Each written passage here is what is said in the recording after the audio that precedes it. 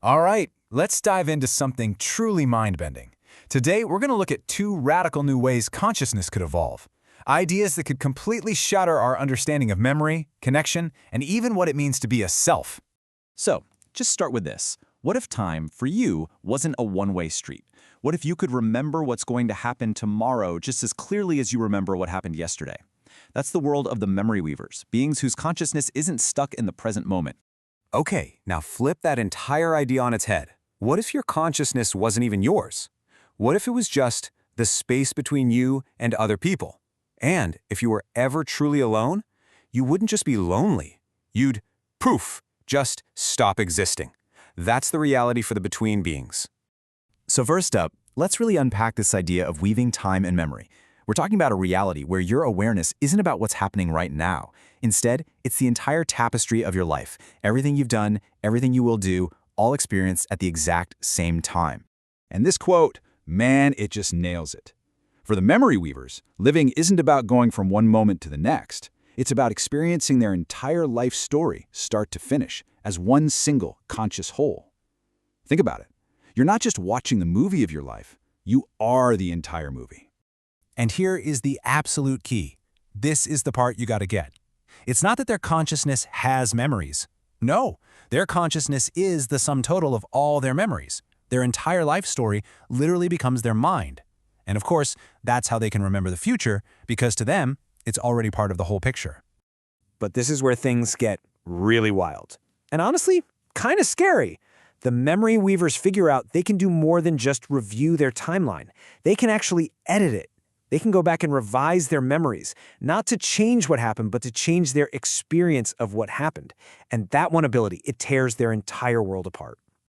So their whole society gets split down the middle by this one fundamental choice. On one side, you have the preservationists. They say we have to value the raw, authentic truth, even if it's painful. But on the other side, the revisionists are asking, why?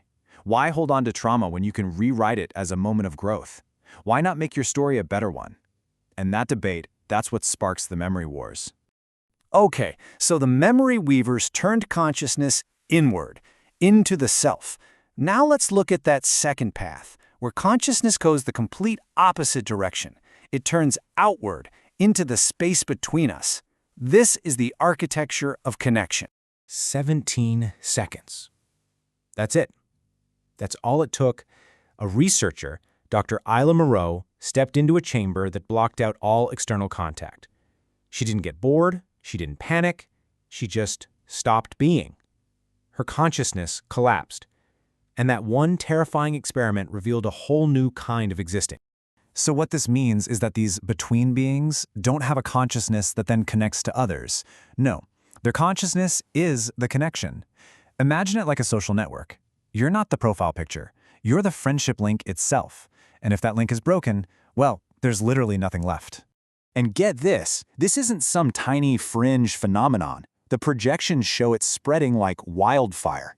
We're talking about a world where in just 20 years, half of all conscious beings could literally be made out of their relationships. Think about what that does to a society. The vulnerability is immense. And of course, that total dependence creates a huge, terrifying conflict. Are the between beings these wonderful partners weaving society together? Or are they parasites? Are they just leeching their existence from independent minds? That question alone is enough to start the relationship wars, as people start to cut ties, causing these relational beings to just wink out of existence. So let's step back for a second. We've got two totally different evolutions of consciousness here, but look where they both end up, a society-wide crisis. Both paths force an entire civilization to ask, what does it even mean to be a person, and what do we actually value? And this table just lays it all out so clearly. For the memory weavers, consciousness is memory, and the conflict is between truth and happiness. For the between beings, consciousness is relationship, and the conflict is between being independent and being connected. But you see the theme, right? Both crises explode when the idea of consciousness moves beyond the single isolated self. So what's the big picture here? What can we really take away from these two mind-bending futures? Well, for starters, they both suggest that our modern idea of the self might be way, way more fragile than we'd like to think. So let's just break down the big takeaways. 1. consciousness isn't set in stone. It can evolve in some pretty radical ways. 2. This evolution really makes you question whether the individual is the be-all and end-all. And 3, and this is the big one, the things we take for granted, like truth and connection, might be a lot more bendable than we realize. They force this brutal choice between what's authentic and what's optimized. Which brings us right back to you. Forget these future scenarios for a moment. If you, right now, had the power to edit your own life story, to fix the mistakes, to smooth out the painful parts, would you do it?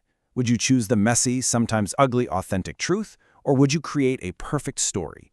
The answer to that, well, that might say a whole lot about where we're all headed.